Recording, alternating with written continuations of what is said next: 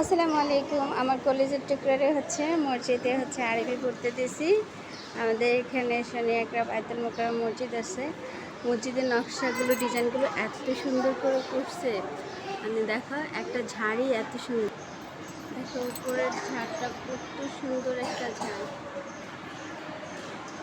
তারপর মসজিদের দরজা, উপরে দরজা নকশা এত সুন্দর, ভাল লাগে। এখানে কি সুন্দর জুতা রাখার ব্যবস্থা করে দিচ্ছে। এই দেখো দরজা কত সুন্দর দরজা। ঠিক আপনার মক্কা শরীফের কাবা ঘরের দরজা ঠিক যেমন ওইরকম ভাবে করেছে। কেন নিচে নামছো কেন? উপরে উঠো কেন? আম্মু উপরে উঠো না,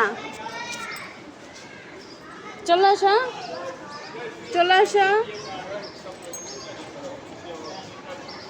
এই দেখো মসজিদুল বায়তুল মুকাররম।